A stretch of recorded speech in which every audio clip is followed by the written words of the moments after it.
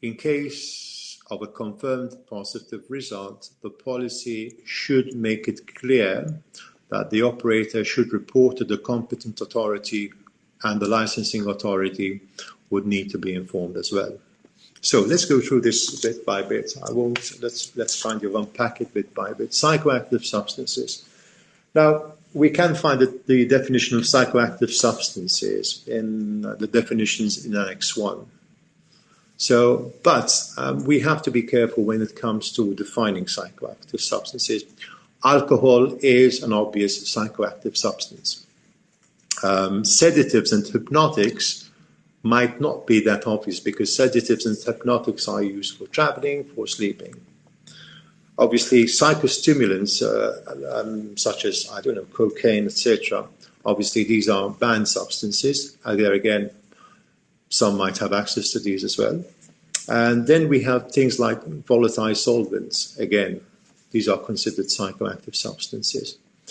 Obviously, caffeine and tobacco are not deemed to be psychoactive substances. Right. Regarding the applicability of this regulation, we said all flight crew, all cabin crew, all safety-sensitive personnel. This would include, for example, technicians, engineers, etc., all of whom work with the operator. And all of these have to be under the direct employment of the operator, which means, in other words, that third-party providers are not included in the testing of psychoactive substances. Now, having said that, if you are contracting flight crew members from another organization, obviously these flight crew members actually fall under this regulation. They're not excluded.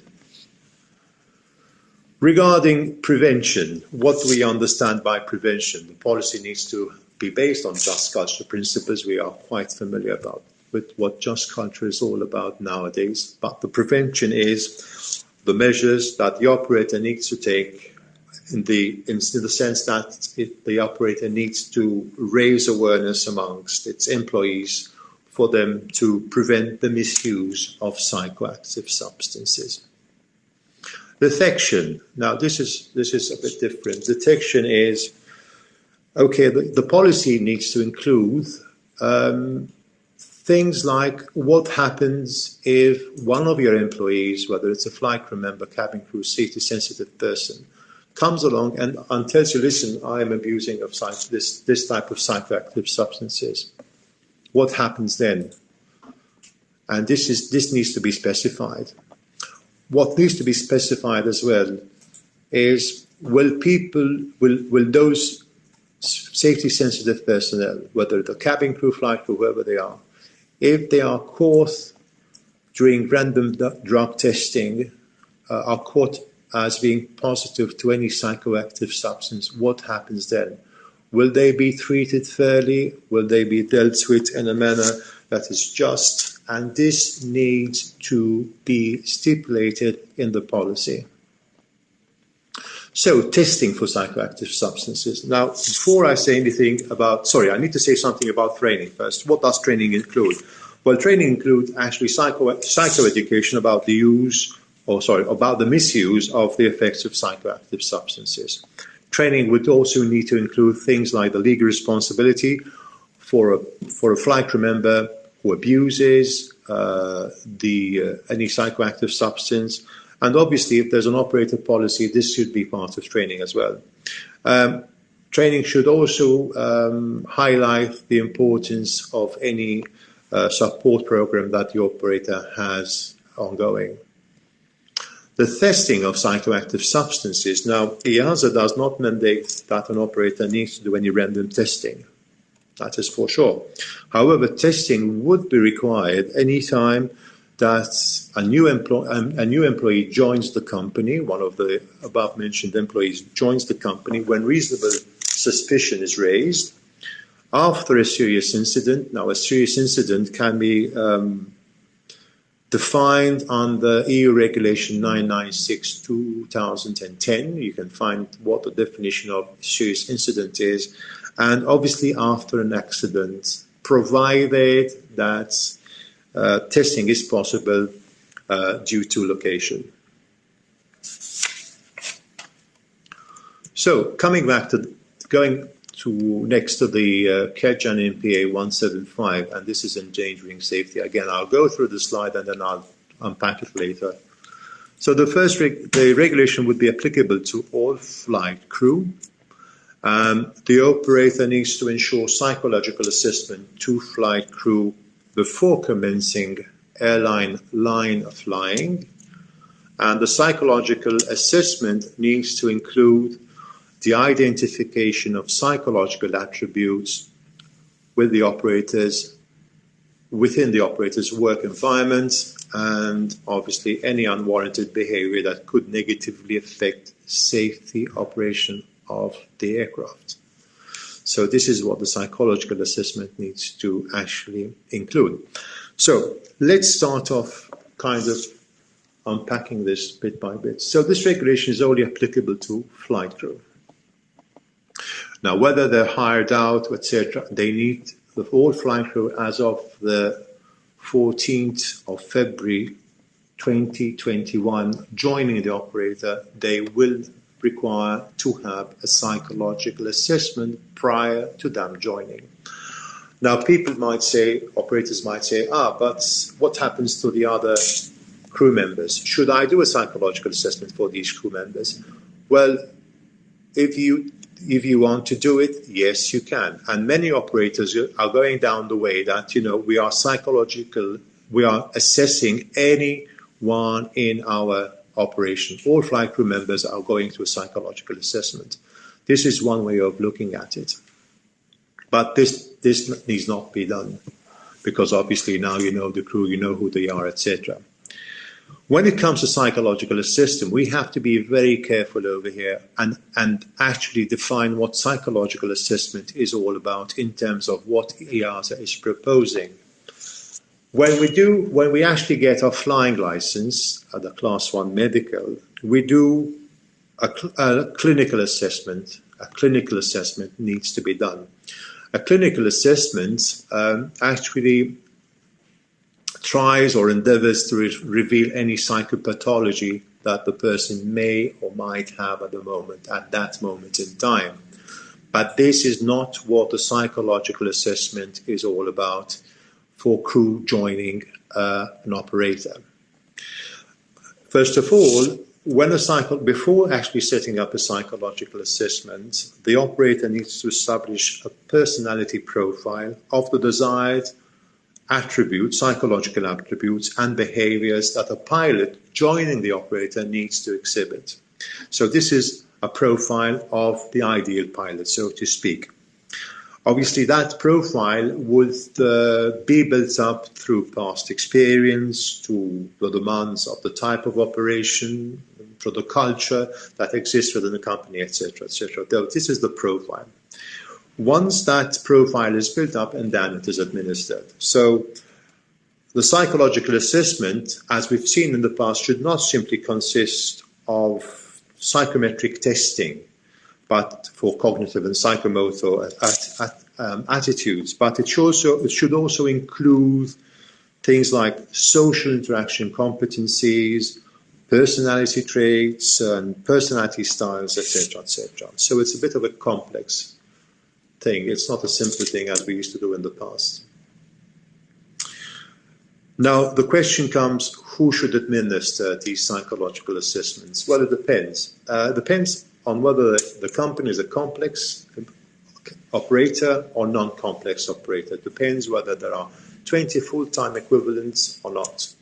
But most of our operators in Malta are complex operators, irrespective of number of employees working with them. So in this case, rather than doing a simple internal assessment of the psychological attribute of the flight crew member, that is just doing a simple structured interview or just doing a psychometric test and just doing some CRM exercise, these psychological tests would need to be administered by a person who is competent in administering psychological assessments. That is, this person needs to be educated, has had a background in doing psychological assessments. But once that is complete, then it is validated by a psychologist. So at the end of the day, A person who has psychological assessment capabilities, who is not a psychologist, can do the assessment, but such assessments are validated by a psychologist. And this psychologist needs to have, obviously, in-depth knowledge of aviation and has had previous experience or expertise in psychological assessment, and if possible, should be a psychologist who has the know-how of flight crew or aviation personnel selection. So there are a number of requirements that this psychologist needs to have. The question will be, okay, how long is a psychological assessment valid for? Now, and this is my opinion. I think I've lost you a bit. Okay, and this is my opinion. There's a fine line between sanity and insanity.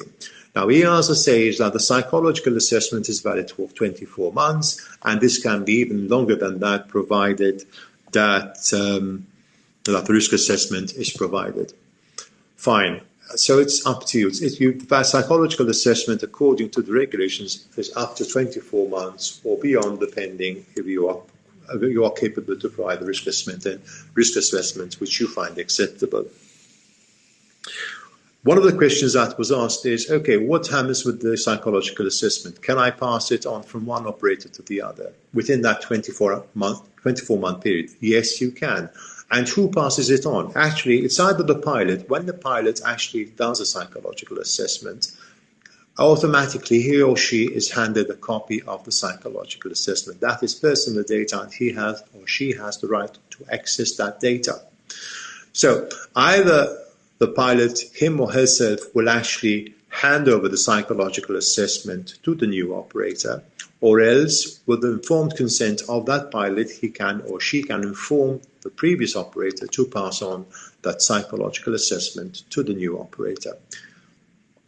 Again, this needs to be looked into, and it is not as simple as one thinks it is. One common thing that underlines both CAD-GEN NPA 170 and CAD-GEN 175 is this, that the operator shall take all reasonable measures to ensure that no person enters or is in any of its aircraft that may pose a safety threat and endanger the aircraft and its occupants. So this is highlighted in both regulations. It remains the operator's responsibility. Right, CAD-GEN NPA 215, support programs. We're coming up to slide 8. We have 4 slides to go, including this, so we're doing fine. Okay, the regulation applicable to all flight crew, irrespective of if those flight crew are full-time, employed, contracted, hired, or otherwise.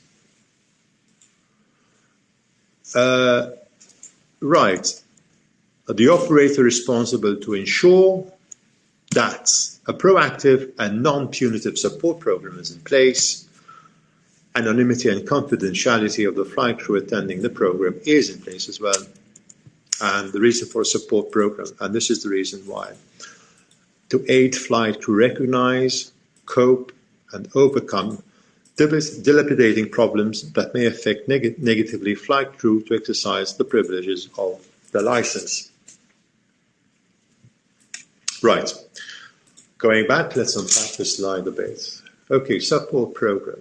Now, we are all aware that there are different types of support programs currently running. Many operators have said, we have a support program going because this is the employee support program and it does exactly what the EASA is recommending. Yes and no. Employee support programs are generally run by psychologists, by counselors, by psychiatrists, etc., etc. And the support program that EASA is promoting is the one run by equals, that is pilot to pilot.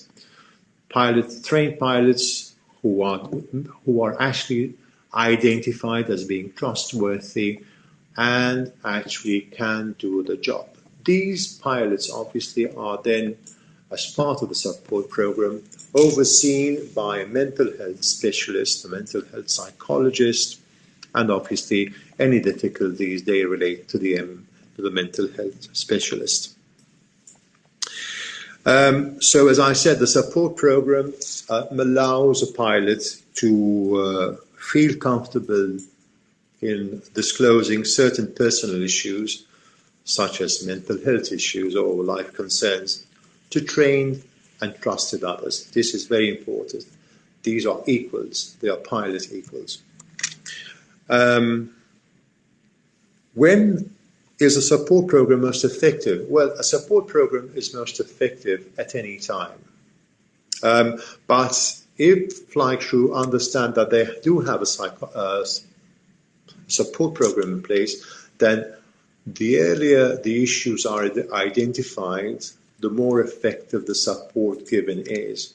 That is, if a pilot owns up to having some mental issue, or if the pilot owns up to having some form of life concern, and he or she can discuss this issue with an equal, then obviously this would be more beneficial. However, having said that, if in the support program, if the peer identifies that the issue is a bit in depth, then obviously what happens is that the peer will go to the mental health specialist or the professional who is overseeing the program. He or she will talk to this person, and then the peer himself will signpost the pilot to another specialist. And this should be part of the support program. And signposting is part of the support program as well.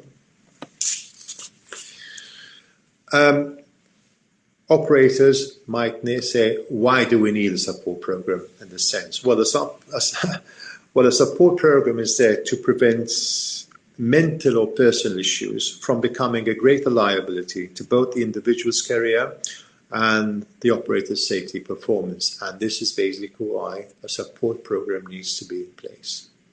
It is beneficial for both the pilot and the operator to have a support program.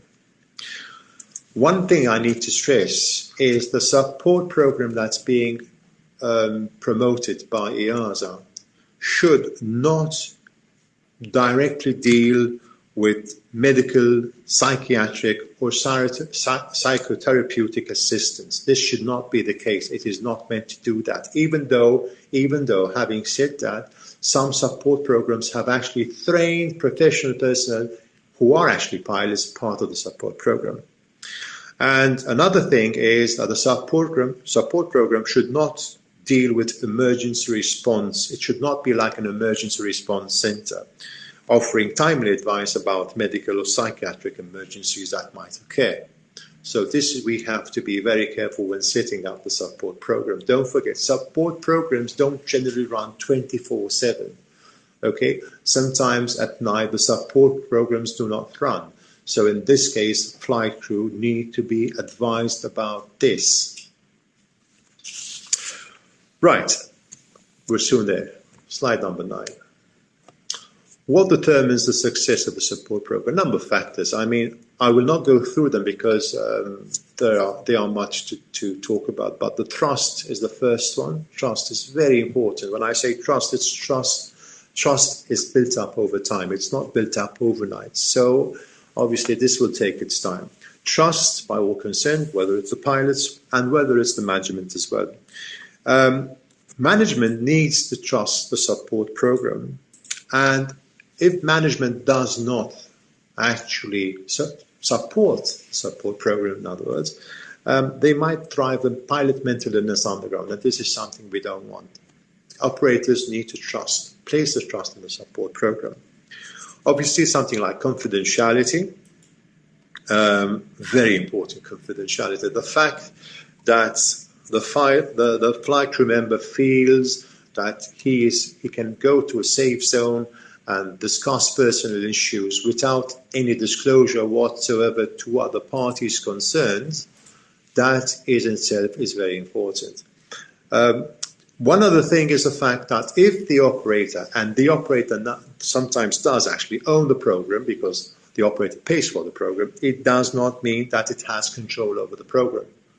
So this is very important to us. The support program will run by itself without any interference from the operator who is actually financing the support program. And this needs to be highly stressed and noted.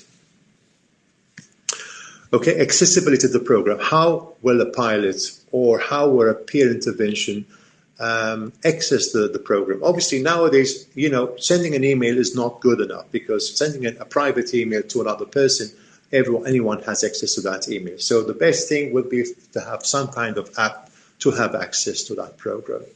And obviously, we can talk about this in detail once you start submitting your proposed support program, etc., etc. I will not go into these because otherwise it will take me much more time, and I don't have time. Right. This is something where probably most of you will be looking. What is of the main concern for most of you? What is TMCAD's involvement as the authority in all these three, especially in the support program? Well, TMCAD fully supports the operator and the implementation of the program. TMCAD will review the operator's submitted documentation, and TMCAD will oversee the initial implementation of the support program, and will preferably form part of the meetings held by the oversight committee. This is why I have to kind of put a point over here, because don't forget, support programs are new to us as well. So it would be very beneficial for us as an authority if someone could give us access to the meetings being held by the oversight committee. Obviously, the oversight committee will not be disclosing anything, but only will be disclosing statistical data of the number of calls received, the number of people who have passed through the program, the number of people who have actually exited the program, etc. So this is non-confidential information. It is just statistical data that obviously de-identified data that the operator needs to use for its management system. Another thing for us would be that once we attend these oversight committees, committees for the various operators, we would be in a better position to offer valuable advice of how things are done with other operators. So this is why basically we would need to have, if you require us, access to attend these oversight committee meetings. TMCAD will only intervene if the flight crew member is a threat to self, is a threat to others, or does some kind of criminal offence. There's a difference between a threat to others and a criminal offence. A threat to others, being a threat to others, and being a criminal offence is acting irresponsibly at the detriment of others. So these are the three cases where TMCAD will actually intervene in the process. And this needs to be highlighted, obviously, as part of the policy. I will not go through this. I've got some questions and answers over here. The presentation will be displayed on the TMCAD website, so I will not go through those.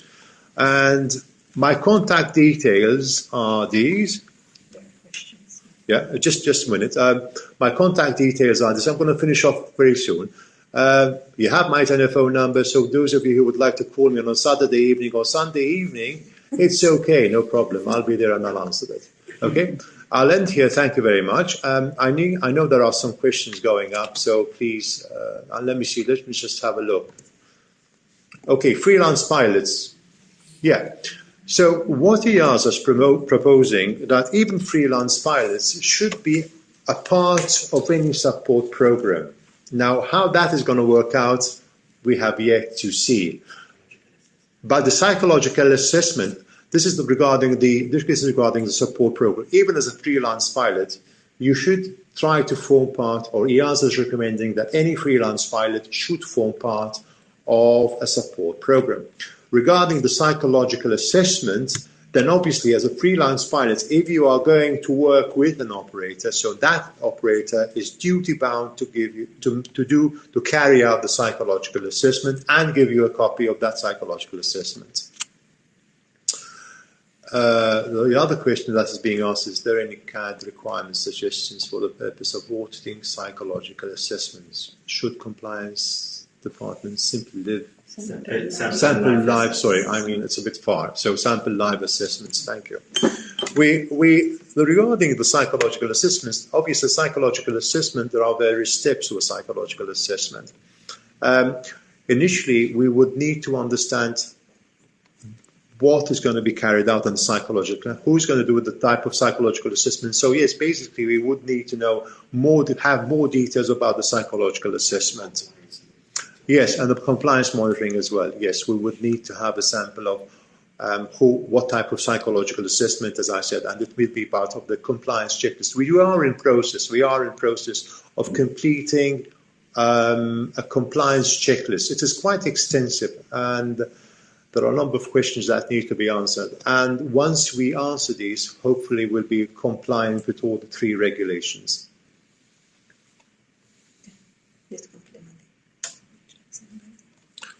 So what checks and balances are there to stop employees psycho access to weed out non-surviving COVID, RNO, and surplus? This is a difficult question. I don't know how to answer this question regarding what checks and balances are there to stop employers using psycho assessment to weed out non-design. No, it's the psycho assessment shouldn't be there to weed out anything. The psychological assessment is there for employability and not to weed out anything. This is not the purpose of a psychological assessment. We have to make this clear. A psychological assessment consists of a number of items, as I said, like personality assessment, behaviors, etc.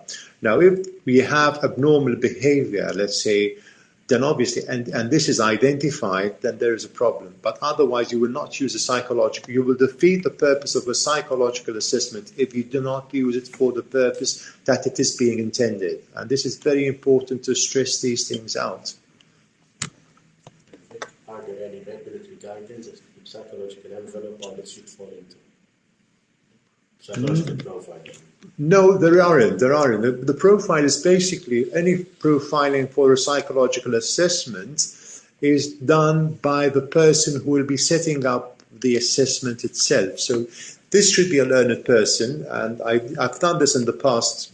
We did have here at Transport Malta someone coming over and explaining how this process works out, and we actually identified certain variables that we needed to be a part of the psychological assessment, and this is what the test will all be about. So there are no regulatory guidance as to this, but no, there isn't.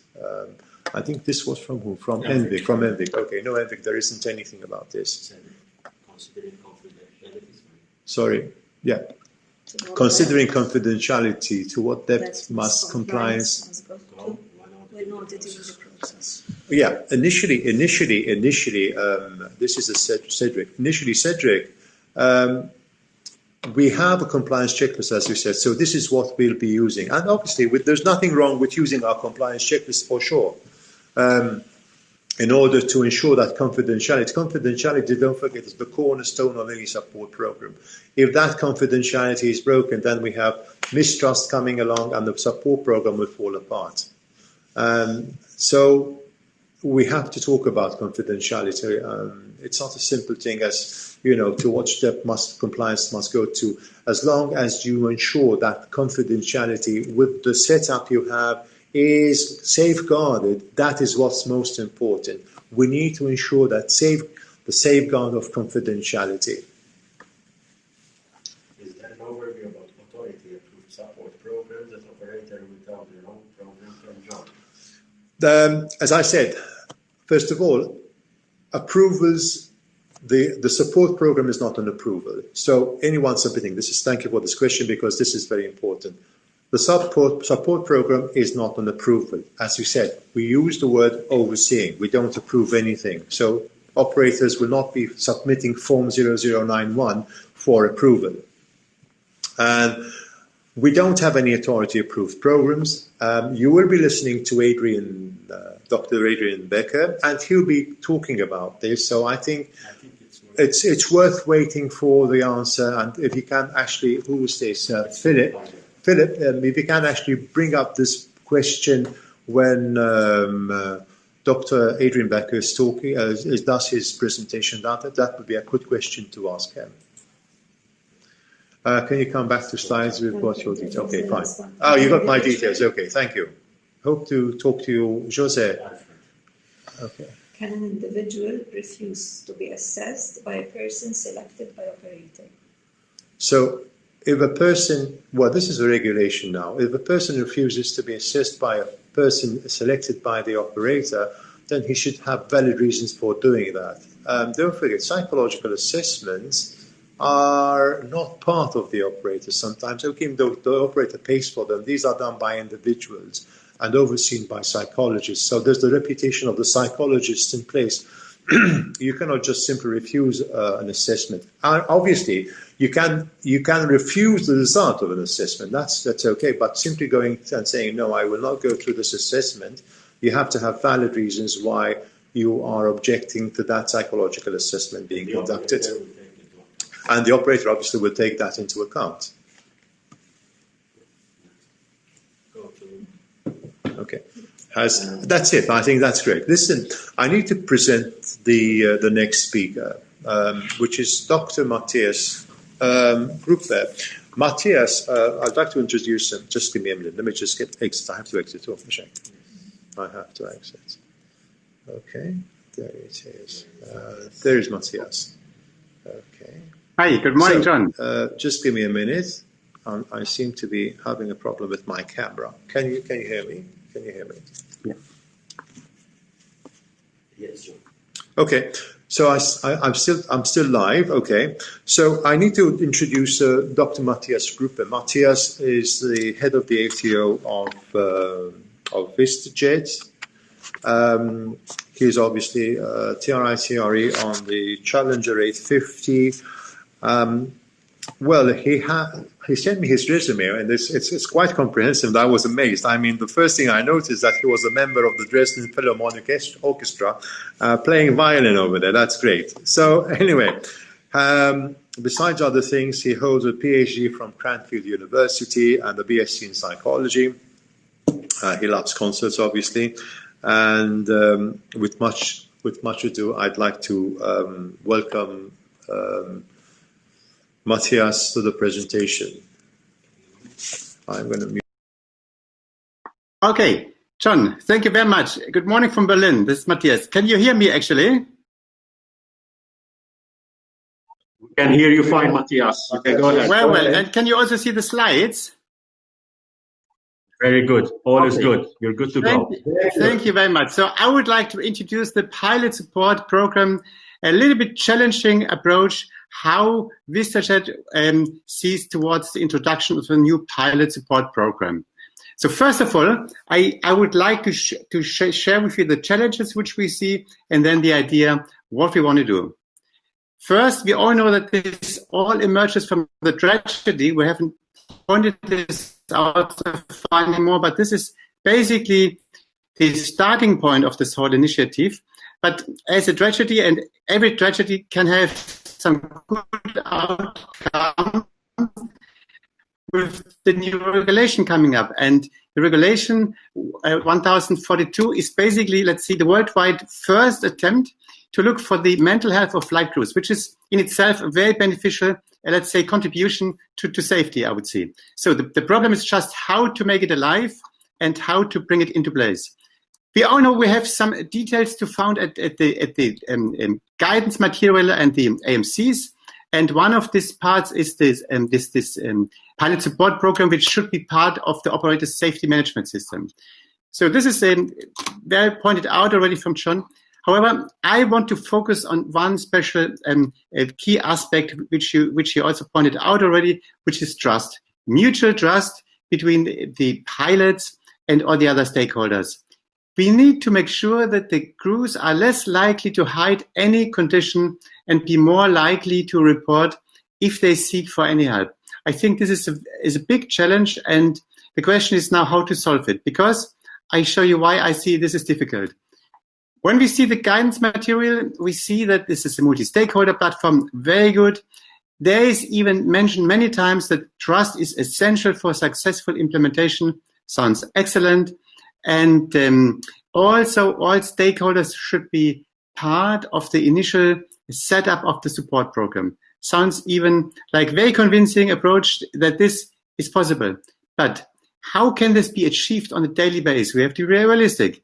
So let's see how it is like on a daily basis.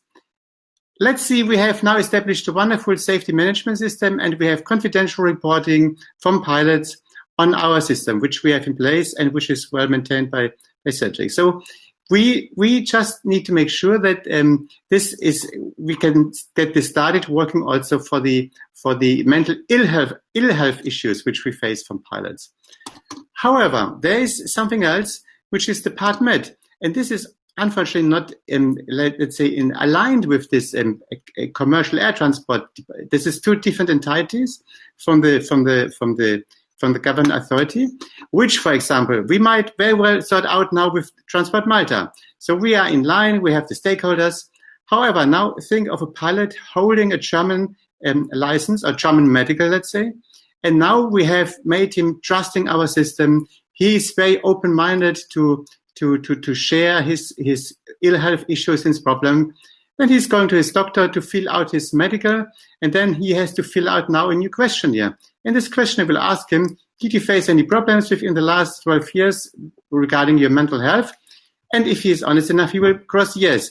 And we have already, unfortunately, it happened already, that actually in a couple of cases, this went back to the German authority and they took his medical. So again, how can we achieve trust that this does not happen within our system?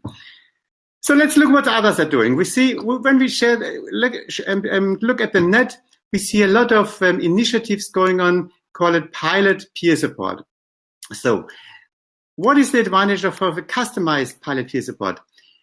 We feel at VistaJet we want our own approach because it feels like, because then we want to see what the peers are doing, how we can instruct them, how we can get feedback from them, etc., etc.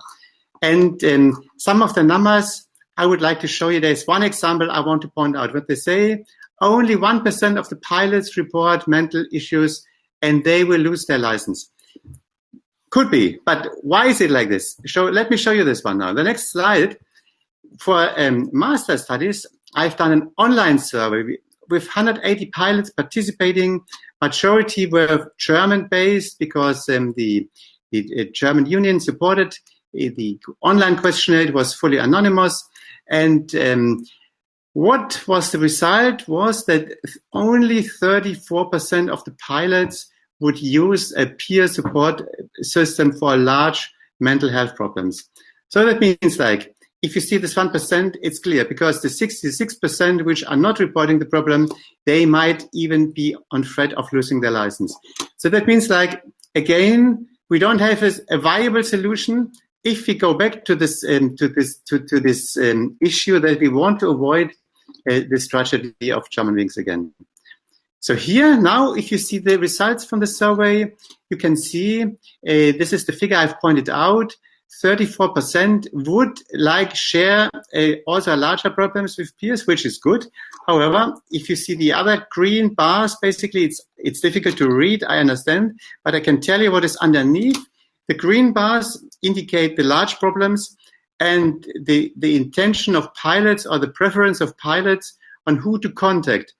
And then you see the crystal clear preference on self-initiated supports from mental health specialists. That means, like, the majority of the pilots which were asked in this questionnaire, and they are well aware of the Stiftung Mayday in Germany and the peer support programs, they would not share in-depth problems with this peer group. That means, like, we need something else. As much as I appreciate this initiative, we see at VistaJet this is not enough as a single source of mental health support. Again, we want to avoid this in future.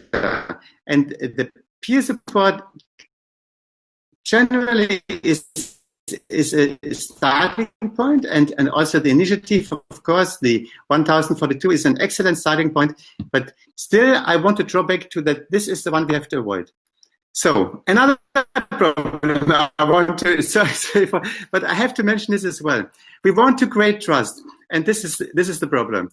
We have a lot of checks that what we see that pilots have to do. Now we're introducing another couple of checks. We have this drug screening, we have alcohol checks, we have now this annual psychological questionnaire from the medical AME, which he's doing, and then we have this mandatory reporting of safety and mental health issues. So a lot of checks. The question is, are we able to increase trust if we increase the numbers of checks to be done? And I have another provocative slide. If you see like this, 2010, then 2020 and 30, the amount of checks is rising and rising. I personally feel that this is not increasing trust. So we need something else.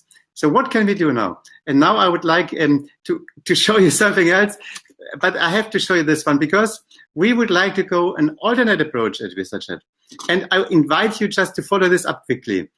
How is it possible to think outside the box? And you may have seen this before. There's an exercise behind this. You see these dots. If you try to connect the dots with 4 consecutive lines without lifting the pen, you will not be able. So the idea is, here's the solution. You have to you have to think outside the box. That means you have to start to look for other perspectives. And this is actually what we are trying. We try to look not for so much for the ill health, we try to look for the health. Why? Because we feel we have hired healthy pilots. And we just want to make sure the pilots, they stay healthy throughout the years in the system. So what we do, we keep calm and we trust our pilots. This is the idea. This is the overall mental idea, the idea of what we want to do at VistaChat. We keep on asking the key and crucial questions. How can trust be increased and maintained? We'll ask this day by day with every communication with pilots. Hey, how can we make you trust us when it comes to mental health? Because it's so far I feel we do not have the trust because of the issues I've mentioned. The other issue is that stigmatizing. We still see a lot of stigmatizing of mental ill health. At least in Germany, it's large. So we have to see also how can we destigmatize. And then, of course, our major challenge is how can day-to-day mental health support be provided? This is basically an idea we're asking us, what can we do? And we strongly feel that the pilots is one thing, but the environment as well. We have to make sure we have to include the pilots' families and wives and children, because especially in our operation, with being away from home for extended periods of time is always a key issue to have the family involved. So we need to make sure that the problems is shared among every one of the social environment of the pilots. And of course, we also want to offer other channels of support than the pilot peer channels, because we feel like what we have seen from this questionnaire, peer support is good but not sufficient. So finally, final slide. This is basically the approach we want to take. First of all, this is under the section training. We want to educate our pilots on the stressors for mental health in the aviation workplace and the private environment. So what we will do in accordance with Albert Koch, she has already lined out that there are different stressors which we are facing. One is coming from physiology, one is coming from the workplace, and the other is coming from the private sector. So we have to make sure we cover all of them, and we want to make sure that all the pilots are aware that these are all stressors and they're all mixing with each other, and they can't be seen in isolation. There is not a separated private and not a separated pilot life. This is all to be, let's say, intermingled. We, of course, want to create a safe zone in accordance with the peer support program, but we call it peer assistance program because we feel this name suits the purpose better than a support, because we can assist, but support is something we need a specialist. That's at least our perspective. Well-being and health promotion, I strongly feel that resilience training is an incredible, excellent mean of maintaining the mental health from pilots. John, you have mentioned COVID has a massive impact on pilots, losing jobs, etc.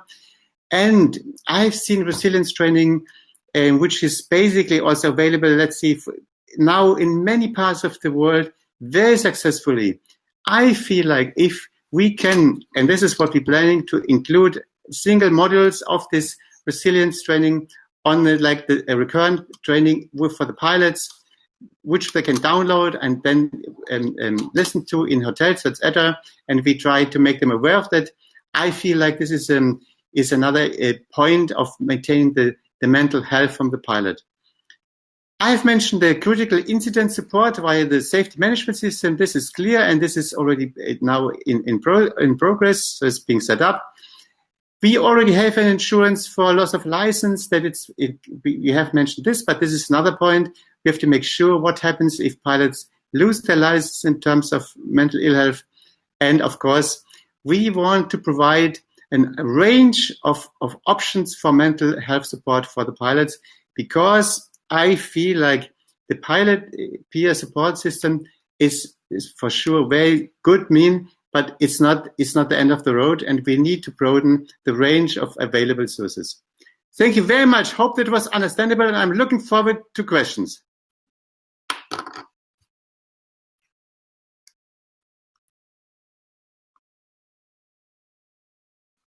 Up to our next speaker.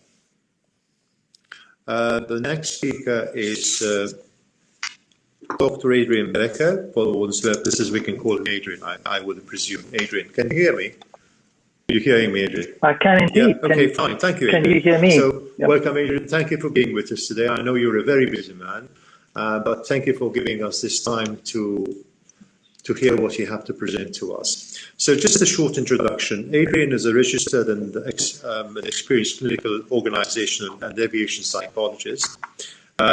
He started his career with the NHS in the UK, and for the past 20 years, he has worked with senior leaders and their teams in blue chip companies around the globe.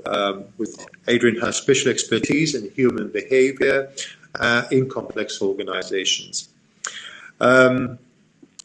He leads a team of psychologists and consultants that have designed and delivered psychological interventions that have been accredited by their innovation, integrity, and user engagement.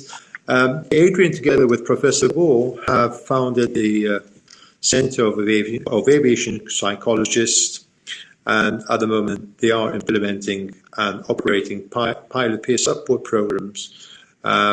He has achieved this in over 25 AOCs and supporting 20,000 plus pilots in 8 languages and multiple countries. So, Adrian, welcome. I have to bring up your presentation, and obviously you will have to tell me when to press the forward button. I think this is the presentation coming up now. Okay, John, can you hear me? Because I did share the presentation. Right. Present, allow. Sorry about that.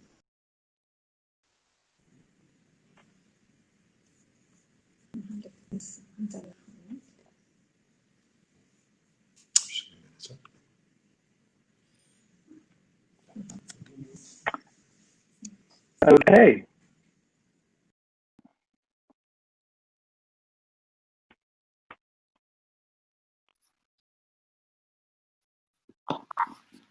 John?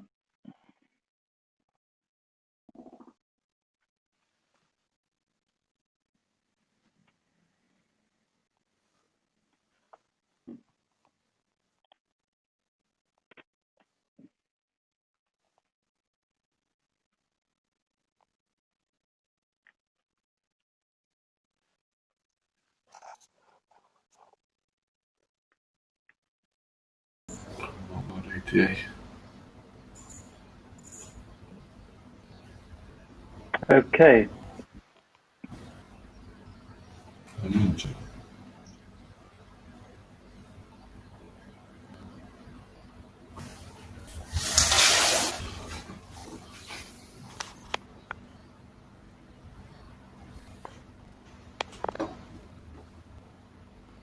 Okay, folks. I'm assuming John and his colleagues are working frantically behind the scenes to bring the slide presentation to life. And if Matthias's presentation is to go by, I'm guessing the audience can hear me, although for some reason John and his colleagues can't. So I'm looking at the discussion panel at the moment. If you can hear me, can somebody just... Yeah, fantastic. Thank you, Taran, and many others. You can hear us fine. Okay, I'm going to keep talking until I'm interrupted, and hopefully the slides will come up very soon. So first of all, I'd like to thank John, even though he can't hear me at the moment, and Transport Malta for inviting me to talk at the session.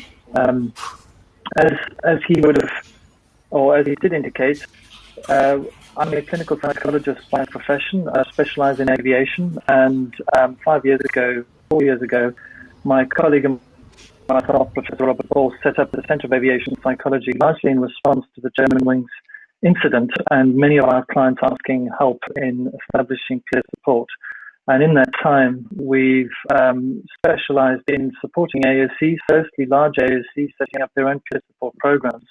And as time has evolved, smaller AOCs, particularly in the business jet environment, helicopter environment as well, also came to us and said, that's great that you're doing it for these large organizations, but we need something that's more suitable for much smaller AOCs that sort of share the economies of scale and make it more viable. And I will come on to that in a very short time. But before we get going, and hopefully... Sorry. Hi, Adrian. Sorry, it's Clint here. I'm trying to share your presentation from my screen, so just let me know if you see it. Okay, Clint, I don't know if you can hear me. I think the audience can hear me, but for some reason you can't. Yeah, we can hear you, Adrian. Yes, we hear you. Fantastic. That's brilliant. Thank you very much. Okay. Can you see the presentation now? Yeah, I can see the presentation. It's not on full screen, but I'm happy with that, with what we've got. Okay, so as I was saying, just in terms of the introduction, and before we get going, I was very taken by Matthias's presentation, and it was very interesting, many other things he said. And I think this is the one aspect of these regulations, if we take a step back and really sort of ask ourselves, what are they attempting to achieve via this regulation? And at this point, I also want to point out that EASA is the only regulator in the world, or safety agency in the world, this called regulator, European regulator for want of a better description, is the only body in the world that's mandated this to aviation companies. The rest of the world, as you know, it is advisory and suggested, but certainly not mandated. And that's very interesting. And if you speak to the EASA about their thinking around this, what they were looking at is to drive and force a culture change in an industry where typically things like this have taken a very long time to embed. And it is fascinating to see that had this not been a compliance requirement, peer support would have been on the list of very worthy and nice to do options that most AOCs understandably would have prioritized and either adapted to or put on the pile of good intentions, and we'll get there when we've got a bit more resource and money to do. But as a result of this mandate, even though it wasn't implemented by the 14th of February, as many AOCs have now already got this in place, during the COVID crisis, tens of thousands of pilots have now had cover and are supported during this difficult time. So it's been fascinating to see. I'm not a big fan on regulation, and I'm sure many of those AOCs who are listening would echo that, and particularly when it comes to the smaller operators. I know some of these compliance requirements feel hugely onerous. However, I would say that this is one regulation that has driven a huge change, and I appreciate I have a vested interest to say that. Anyway, John, if we could move through my slides. The good news is we've covered most of the first couple of slides, so if you can click onto the next slide, please.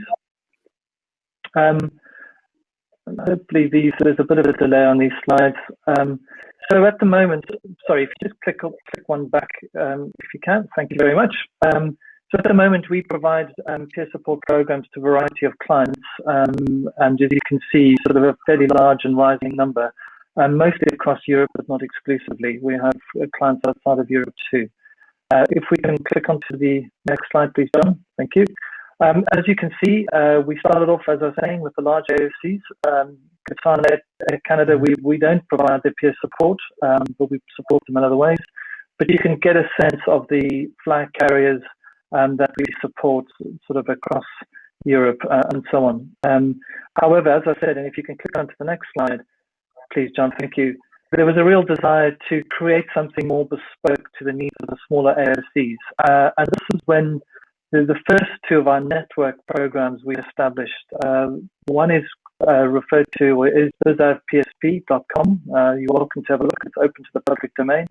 And this is specifically aimed at the business aviators and rotary wing operators in the world. I know that, as I was saying, they feel particularly neglected or unthought of, if that's the correct language, when it comes to these regulations.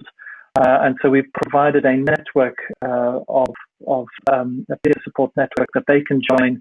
And the whole idea is to take away a lot of the compliance burden and hassle from the operators who are often operating on very reduced resources, both financially but also in terms of management capacity.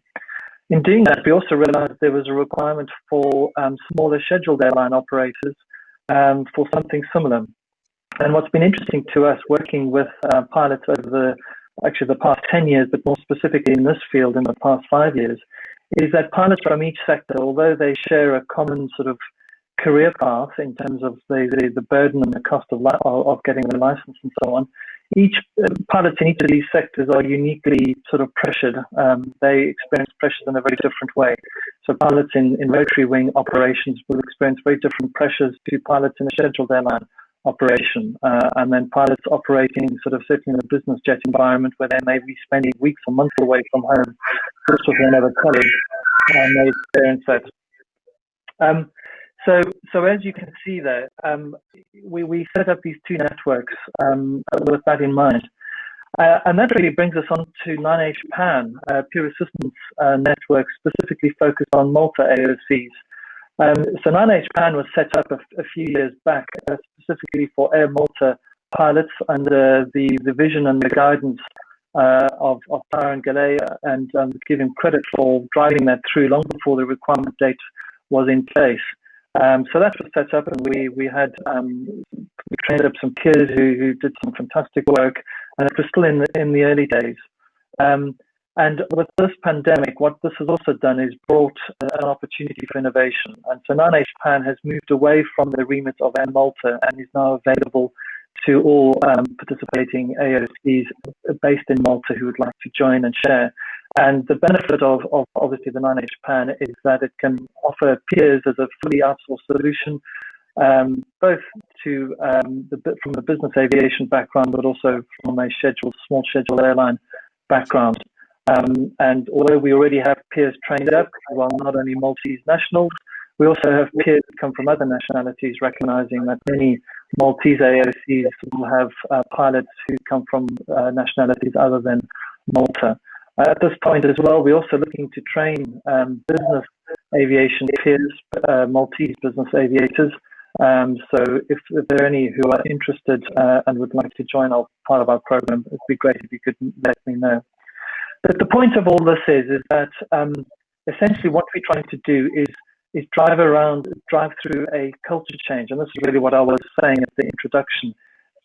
Driving a culture change within an aviation industry is particularly challenging. And it's something I'll return to in a moment. But just to give you a quick overview of the essential features that a peer support program really needs to be addressing. And I won't go through each of these bullet by bullet, you'll be pleased to know, but these slides will be available, I understand, after this presentation. But there are three main things. There's that, first of all, it has to be user-friendly. Pilots need to not only trust it, as Matthias was saying earlier on, but they need to find it easy to use and it's worthwhile for them. And this is part of the culture change. If I just come back to that point in a moment. It obviously was triggered off by German Wings, but I really want to emphasize that peer support program isn't there just for pilots who are feeling suicidal and at the very extreme end of mental health issues. I think we all understand the German Wings was a black swan event, but what it did do is lift the lid on the challenge of mental well-being in aviation. And it turns out that pilots are human just like everybody else. And I think the biggest risk to aviation on an ongoing basis isn't so much those one-off events such as German Wings, as horrific and tragic as they are. The bigger risk, or as big a risk rather, is distraction. And obviously in your human factors, you know that when a pilot is overwhelmed, either by personal or workload demands, they are distracted. And that's when aviation becomes dangerous. And that's really what the whole purpose of peer support is to support colleagues looking for help, as John said right at the beginning, before problems evolve to such an extent that they are no longer functioning and focused on their task. The next step is really, what sort of peer support program do you provide your pilots? And of course, different AOCs, depending on their size and their culture, will have requirements for different things. And you might have an internally run program, much like you've heard from Mr. Jet and many of the clients we support. Others may form or join a network or solely outsource their program. The main thing, though, is however the program is run, internally, externally, it's really important that it's done in a compliant way, not just with the EASA regulations, but also from a GDPR perspective, and making sure that you have sufficient SOPs behind the scenes. I appreciate that I am a supplier, and I'm one of several suppliers in the market at the moment, and there are some good options, not just mine. I hasten to add, there's some good options in the market, but there are also a lot of unscrupulous operators looking to maximize on the opportunities that are presented. So if you are an AOC, I would really ask you to interrogate your potential supplier and ask them things such as the ones that I've listed there about whether they're GDPR compliant, are they registered with their National Information Commissioner, ask to see the pedigree, the nature of their peers, etc., etc. And I think very quickly you'll get a flavour as to their quality. And the third aspect is, of course, something that all operators will be acutely aware of, is sort of what value are they going to get? How does this risk outweigh or get balanced with return on investment? And this is an important question to ask. And a lot of operators will think, are we really going to get value from this? And this comes to the second point of the culture change argument or conversation that we were having. Remember, the reason that this is being implemented across this particular demographic is there's a recognition that this pilot demographic is particularly challenging in terms of them asking for help. As we know, and still much more research to be done, but generally pilots as a population are fairly resilient, they're fairly resourceful. However, they also are mostly male, mostly of an age demographic where asking for help for a personal vulnerability is a very challenging thing to do indeed. And that's the culture change that's needing to be driven. And it'll take years to bring that about. There's a lot, as Matthias demonstrated in his slide earlier on, there are a lot of concerns for pilots using programs like this, but also there are a lot of alternatives for them to use, and that's to be championed and celebrated. In a time of crisis, what we've seen happening is that a lot of pilots are turning to their fellow colleagues facing the same experiences, and that's peer support in its rawest definition. But effectively, the programs that EASA are asking AOCs to implement are making sure that there's a formalized, well-managed, well-governed structure in place that individuals can turn to in a time of crisis if they feel that their informal networks aren't working. And that's the most important bit to that. Okay, if we move on to the next slide, please, John. I won't spend too much time on the slide because it's fairly detailed, but effectively, it's very easy to say, well, how hard can it be? All you've got to do is train up some peers and have a couple of policies in place and you're good to go. In actual fact, like just with flying, just because somebody can fly an aeroplane and possibly is even licensed, it does not necessarily mean that they are suitably qualified to operate within a particular framework and are competent to do so. So all peer support, yes, access is important, and the most important part of that is making sure that you have peers and that they're well trained and supported. But behind the scenes, or sort of underneath that, is a whole raft of considerations, one of which is an escalation policy, what happens when safety critical aspects are threatened, All those aspects have to be put into place, not to mention really boring but important things like professional indemnity for peers, the GDPR aspect I was emphasizing earlier on, and so on. The stakeholder governance bit is also important, as John was mentioning earlier on, is you do want to get that balance of accountability but still preserving the independence, and how that's done. Obviously, for us at manageplan.com, we'll be liaising with the key stakeholders, both our customers but also the regulator as well, to provide that level of governance. Okay, could I move on to the next slide, please? And that really brings me on to, obviously, manageplan. You feel free to have a look at it. Other peer support programs are available. I appreciate it's a competitive market. However, obviously, we've targeted specifically the Maltese market in this regard. And, I really encourage you to have a look at that website. And it's still early days for us, so we're open to feedback and certainly welcome it. And I wonder if we could go on to the next slide, please, John. On the face of it, it looks very simple, as I said. We need to make it easy enough for people to make contact with us. They have the option of selecting the nationality of their peer. And as I'm sure you'll appreciate, if anybody in a time of distress, the thing they probably most want to do is speak to somebody who understands and gets their culture. That's really important. And that's obviously what we're trying to facilitate. What we found also interesting on our website, managing the sort of traffic on our website, is not only do people obviously use the website, as in people will ask for support, but the most prominent features of this is, or one of this is that visitors have a look at our resources pages and have a look at local resources, because as we know, pilots are resourceful, and like most things in life, if you are going to if you've got a problem that you need to solve, you tend to start Googling it first, and that's what we try and facilitate. But as John said right at the beginning, we were in the learning early stages, all of us, AOCs, regulator and providers. And so the important thing is to adapt and evolve as things go on. Okay, can we go on to the next slide, please? On that particular website, there are lots of FAQs, that many questions that many of you will have on this. If there's anything outstanding, please let us know. But hopefully answering those questions, you'll get a better sense of where this is all going. And on to my last slide, please. And that all that remains for me to say is to thank you all for your attention, and as I said, in particular to John and Transport Malta for giving me the opportunity to share this with you. And I really hope this has been of interest and use to those listening and watching today. Over to you, John. Thank you very much, Adrian. That was excellent. Thank you for the presentation, and thank you once again for your time in presenting. I just want to see whether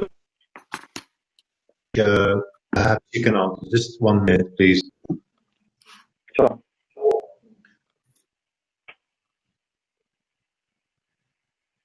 Okay. I think there was a question about.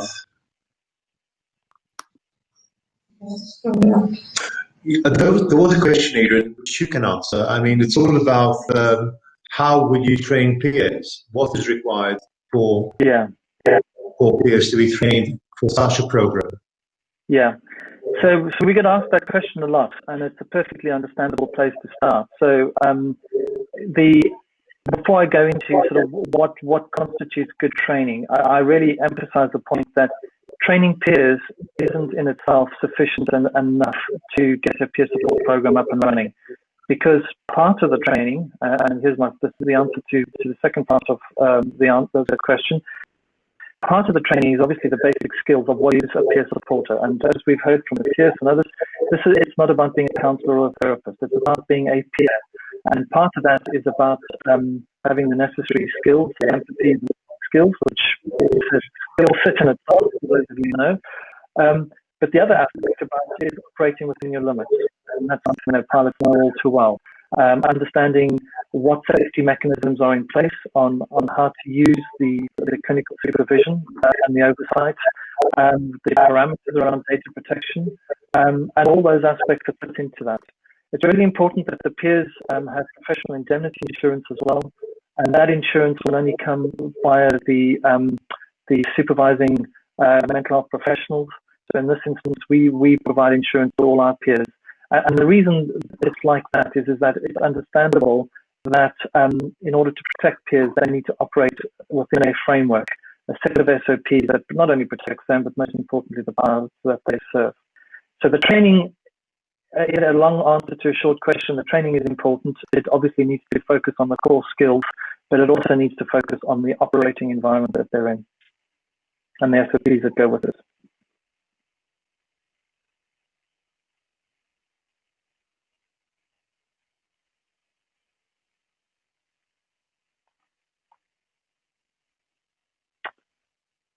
Okay.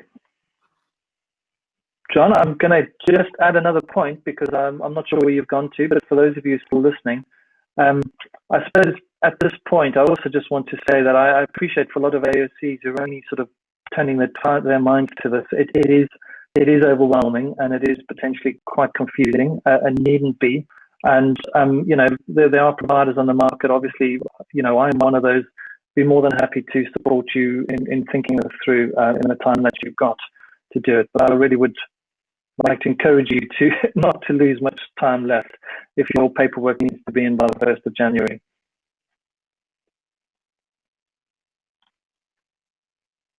Okay, John, I'm handing it back over to you.